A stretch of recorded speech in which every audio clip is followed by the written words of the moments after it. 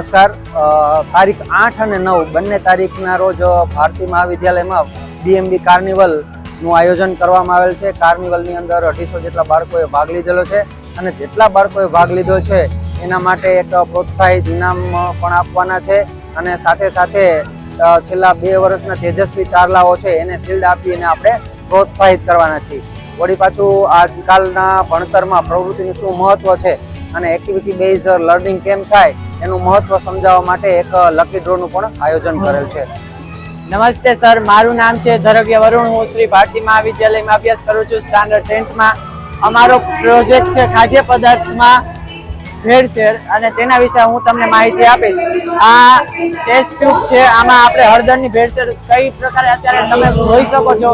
આજે છાપામાં ને આપણે બધી માહિતી મેળવીએ છીએ કે પનીરમાં, દૂધમાં, મરી મસાલામાં વગેરેમાં આપણે બધી ભેળસેળ જોવા મળે છે। તો તેના વિશે અમારો આ પ્રયોગ છે, તે હું તમને કરીને બતાવીશ। આપણે હળદર છે તો યલો કલરની હોય તો એમાં યલો કલર અથવા તો બીજી ચીજ વસ્તુઓને આમાં ભેળસેળ કરેલી હોય છે।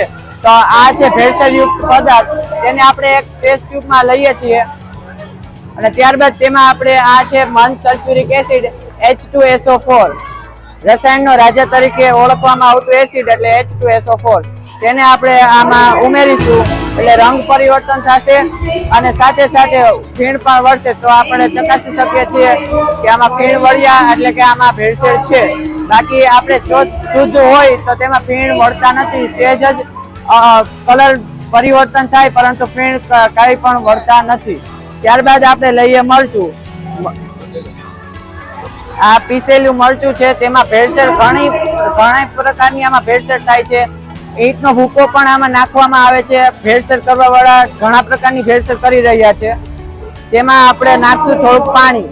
આ છે પાણી, આપણે તેમાં ભેળસેળ વાળા પદાર્થ આપણે ઉમેરીએ છીએ।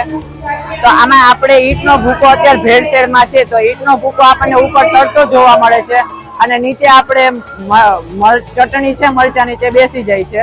આવી રીતના અમારો પ્રયોગ છે બધો અલગ અલગ। ત્યારબાદ આપણે લઈએ છીએ હિંગ।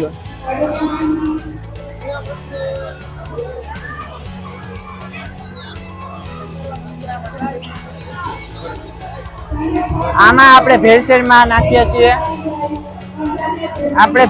નાખીએ છીએ H2SO4। રંગ આપણે જો બ્લુ કલર અથવા તો કલર પરિવર્તન થાય તો આપણે સમજી લેવાનું કે આમાં ભેળસેળ થઈ રહી છે। આ રીતના અમારો પ્રયોગ છે।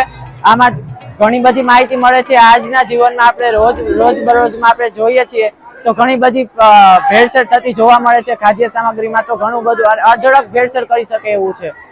અસ્તુ।